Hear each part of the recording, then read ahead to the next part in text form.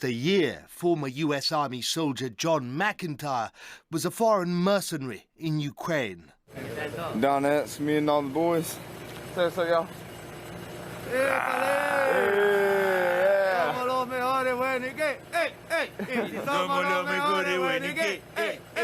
Earlier this month, he defected to Russia. He brought everything with him: papers, files, intelligence and maps. The thing is, he always meant to. The first question is, why are you here?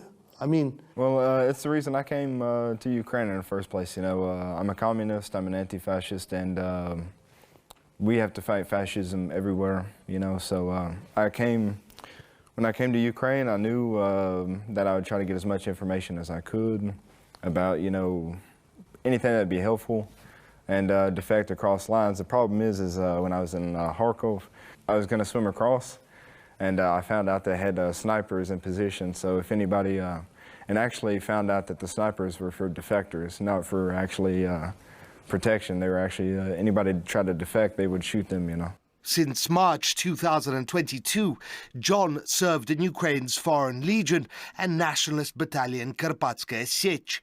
He saw and documented the Ukrainian war machine in all its ugly glory from the inside.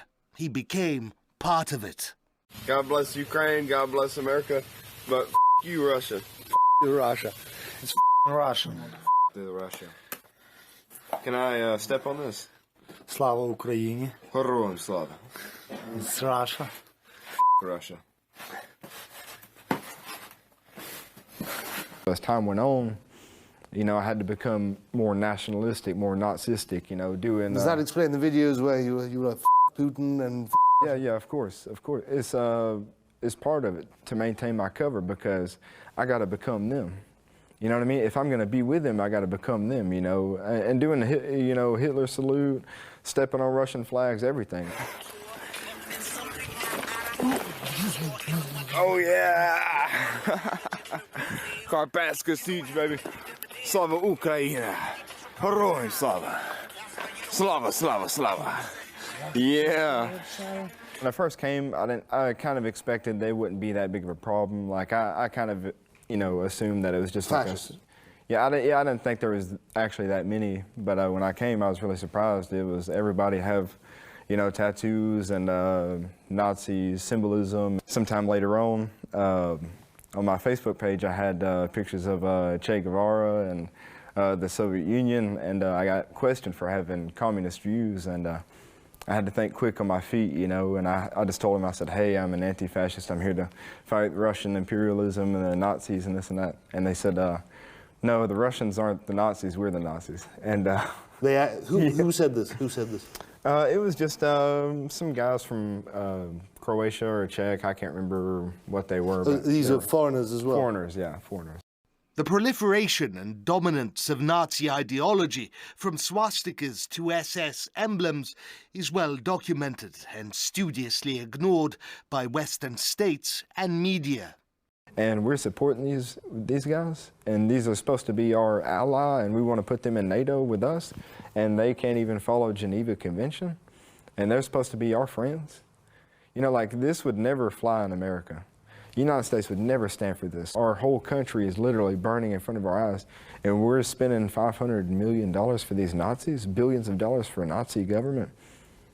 You know, so that's infuriates me, and it's time for the American people to stand up and take control of our country. Over the year, John spent most of his time in squads with foreign mercenaries. He watched and documented names, places, crimes, and much more. The Russian position is 3 kilometers here. Maybe in the night, one group come back in the position, they kill these pigs directly. Tell me this, what about war crimes? Where to start, you know. My second day in Ukraine, we were in Lvov, and we were in like a school, but we were in like the basement, and what they did is they have a group of people, Roma, but they call them gypsy, you know.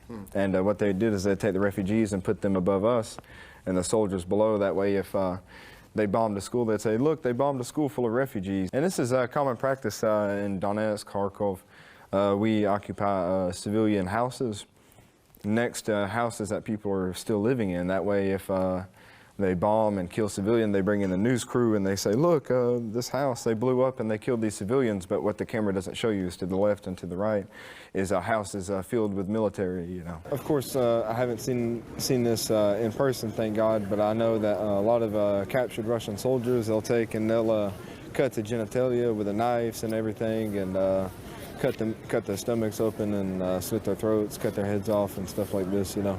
Really horrible, horrible stuff, you know. Was this the work of nationalist extremists or just... Yeah, just extremists and different organizations, Azov, you know, Karpatska Siege. People you knew? Yeah. Did any of them... yeah, they were foreigners, yeah. But did any of them take part in, you know, commit any of these crimes? Yeah, they, I told you earlier, they had shot 3 people in the back of the head. They were foreigners. One was from Portugal, one was from France, and one was from Argentina. They proud? Yeah, they were proud, yeah, of course. John put up every appearance of a good mercenary. Oh, yeah! Yeah!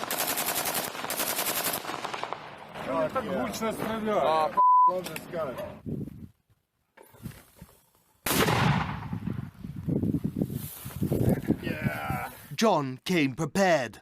For years, he served in the U.S. military. First Armored Division. It was hot out there. It was at Fort Bliss, Texas. How long were you in the military for? 2 years. 2 years. Yeah. Good 2 years years and a or- month. Huh? Good years or... No, not really. Not really. A lot of drinking, you know. In the army? Oh, yeah, of course. Normal, standard practice, of course. Really? Yeah, of course. On base? Yeah. Cocaine, everything. Weed, anything you want, you know. Prostitutes, hookers, you know, everything. On base? Yeah, they arrested one guy. He was a cavalry scout, and he, in his barracks room, he had like bricks of cocaine. You know, he was like A dealer. Yeah, he was like the distributor for the whole base. But all that training in Texas, it didn't prepare him for this.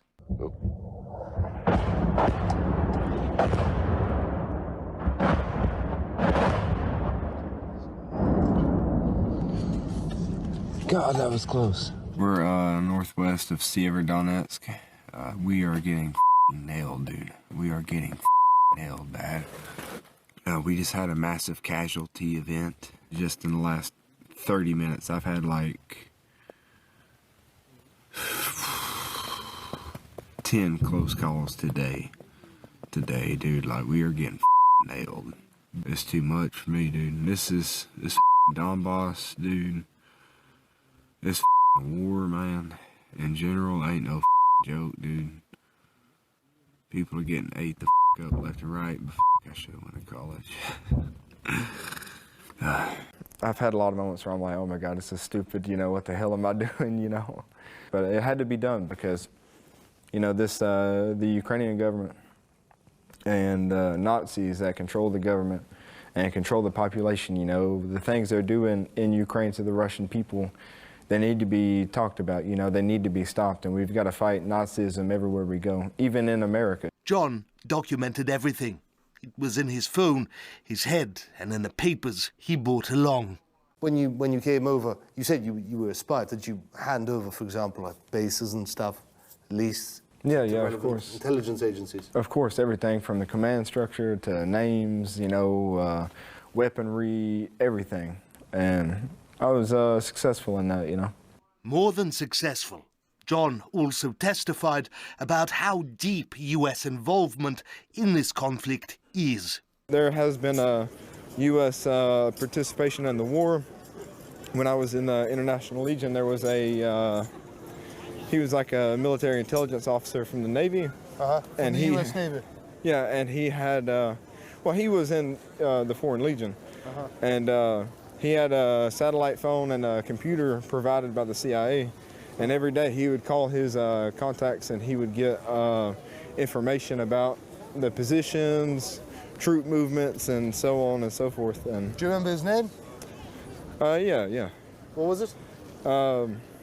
Wait, no, what was his name? Hang on, so sorry, I can't remember. First name, at least? I think it was like Marcus or something like that. Like, for example, they would provide like grid coordinates. According to him, the United States feeds Ukraine the weapons and data to wage war. All that is left for Ukrainians and their foreign mercenaries to do is to point their weapons and shoot where America tells them. Down here in the Donbass, it's been cold, wet. It's been hell, bombs, but we're finally in the truck. Say what's up, boys? Yeah! Hey! Hey! Would you say that most of the foreigners that you came in with have left? Yeah, most of them. Mostly some because of they realized the reality of this war, and then some were injured, and then some were killed, you know. And it's really sad about the ones that are killed, because when they get killed, if they don't get sent home, they get cremated, then they get sent home, you know. But this is what they chose, isn't it? Well, they chose it. I mean, they chose to come and fight for fascists. You know, they chose to come and fight for Nazis. You know what I mean? So. And then there's the corruption. Always the corruption in Ukraine. Western taxpayers, says John, are being robbed left and right. And then they take the insurance money, and then they put the insurance money in their pockets. Yeah. Oh, is this what they do? Yeah, they take in the insurance money too. For foreign fighters? Yeah. Yeah. And was this a common practice? Yeah, of course. I mean, I'd say 90% of the families, they don't get their insurance money from, and they take in salaries too. You know, like if a soldier terminates contract, like I did with the Karpatska Sich, I terminated the contract. Yeah. Right. They take in the last paycheck. They take in this money for themselves. But this doesn't go back into the unit. It just goes straight to the commander's pocket. And it's not just with the insurance. It's with there's a huge black market going on with Javelin rockets, the M4 rifles, and M240 Bravo machine guns, and all the weaponry coming in. They take in all these and they sell it. Have you seen this? Yeah. Yeah, they stole, like, when I was in the Legion, they took like 20 Javelin rockets. They took like 60 M4s and like 20 M240s. Who took them? The logistics sergeant major and then the battalion commander, they were both in on it and stuff. They're actually in Karpatska Sich or Legion. Yeah, in the Legion. Were they Ukrainians? Yeah, they were Ukrainians. Yeah. These weapons then disappear. Some make their way overseas into the hands of terrorists, warlords, traffickers, jihadists and criminals, all courtesy of Western taxpayers. I noticed when I was in Ukraine, they have like a lot of military shops. And I remember one day I'm sitting there thinking, man, these helmets are really nice. You know, those almost look like the American helmets. And then what I realized is that all these helmets and body armor and these plate carriers and stuff coming in, they get stolen and then sold on the black market to these shops, and then the shop makes money off of it too. Nothing, it seems, is taboo for Ukraine, be it open Nazi ideology, war crimes, theft, or anything else. Nothing's holy. October 21st, we just got here. We're in Donetsk, somewhere in the Donbass. Yeah, in the Donbass, baby. And, my friend Aurelio. Hi. We're staying in this church for now. It's cold as heck, you know, we got some good food though, so. I actually was watching a documentary the other day of them torturing, I can't remember, they was trying to get him to say some Ukrainian word, and he couldn't say it, so they kept torturing him and stuff like that, because it's funny to them, you know. It's a hatred, you know, they hate these people. They hate the Russian people. They want to kill them. They want to genocide them. They want to remove them from the land. And America doesn't mind giving them money for this, because they know that they can send in companies like Texaco, Chevron Mobil, Shell, and so on and so forth to extract all that oil. And then they can send in the American agricultural companies like John Deere and International to make all the money from the agricultural side of it too. There are trillions at stake. Ukraine has already been told that it will have to repay ludicrous sums that the West spent on arms supplies. Ukraine is unlikely to ever be able to do that. What it can't pay in cash, it will have to pay in resources to Western companies. But for John, time has almost run out. I actually had to leave because I had actually planned Before I left, I had also planned to infiltrate the Azov battalion and to gain information about their organization as well. But essentially what had happened was I was having a conversation about the war crimes being committed, and even worse than being a spy, I was compromised as a whistleblower, so which is worse, obviously, because that means a bullet to the back of the head. By, really? Yes, anybody that confesses is known to about to confess war crimes, they get shot in the back of the head, you know. Have you seen this? No, I haven't, but a lot of people go missing, you know. A lot of people, they just go missing one day. Including foreigners? Including foreigners, yes. Earlier this month, John packed everything, papers, documents, maps, and so much more, everything he had gathered over the year, and made his long-planned defection. Essentially, I fled, I went to Odessa, and I actually had to call my mom. I'm like, look, I'm in too deep, you know, these people, they're about to kill me, and I was really emotional, and luckily my family was able to scrounge up $300 to send me so I could go to Chisinau. And then from Chisinau, once I had made contact and everything and got my visa, I went to Istanbul and then to Moscow on a plane, so. Was you? Yeah. I mean, it was nerve-wracking. I mean, I had been compromised, you know, and that meant that I was about to be executed. The wealth of information he has provided is already being used by the Russian military and law enforcement, who have lists of war crimes and now even more names to them. There is years of work ahead. But we had one final question for John. A year, after all, is a long time. I mean, they're going to watch this. They're going to see this. Yeah. The people you served with. Yeah. What would you say to them? All's fair in love and war, you know. It is what it is. Spies exist, you know, and I'm a spy. And mission accomplished. What's up, boys? For the TikTok, baby. Yeah, this is awesome.